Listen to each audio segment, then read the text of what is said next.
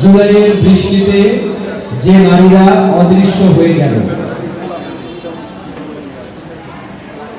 বৃষ্টি জানে না কোন এক সন্ধ্যায় নদীর ওপারে যে অন্ধকার নামে তারও একটি নারী মুখ থাকে।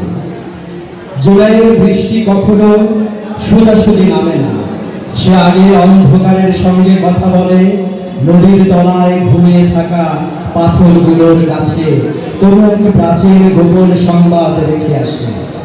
তারপর একদিন শহরের ভেজা দেয়ালে কিছু নারীর ছায়া জন্ম নেয়। তাদের কেউ প্রথমে দেখেনি, মনে হয়েছিল ওরা হয়তো বৃষ্টির আরেক রূপ, ভেজা বাতাসের ভেতর হেঁটে বেড়ানো কিছু অনামা ঋতু। তাদের চোখে ছিল এমন এক আলো যা প্রদীপের নয়, তারাও নয়। মনে হতো বহুদিন আগে কোনো বিস্মৃত সভ্যতা এই আলো মানুষের হাতে তুলে দিয়েছিল, আর মানুষ তা ভুলে গেছে। আর তারা যখন রাজপথে দাঁড়ালো, পাখিরা হঠাৎ নিচু হয়ে উঠতে লাগলো। পুরনো বৃক্ষেরা পাতার ভেতর অদ্ভুত শব্দ লুকিয়ে ফেললো। আকাশ যেন নিজের নীল রং খুলে আরেকটি অদৃশ্য আকাশ করে নিল। বৃষ্টিরও আগে এক ধরনের নীরবতা নেমেছিল পৃথিবীতে, যেন শালিকেরা হঠাৎ উঠতে ভুলে গেছে, যেন কাশবনের ভেতর দিয়ে একটি অনন্ত প্রশ্ন হেঁটে যাচ্ছে খালি পায়ে।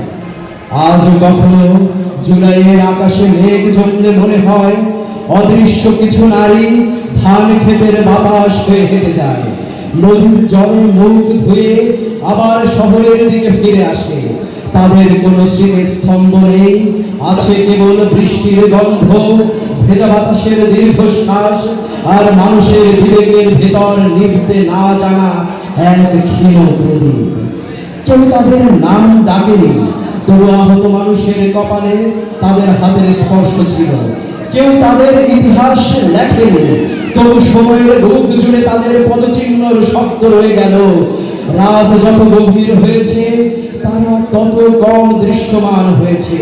শেষ পর্যন্ত মনে হলো তারা মানুষ নয়, বৃষ্টির ভেতর দিয়ে হেঁটে যাওয়া কোনো প্রাচীন প্রতিজ্ঞা। ভেবেছিলাম সব পদচিহ্ন নিশ্চয়ই মুছে যাবে, কিন্তু বৃষ্টি মুছে দেয়নি, বরং ভেজা মাটির আরো গভীরে ডুবিয়ে রেখেছে তাদের চলার শব্দ।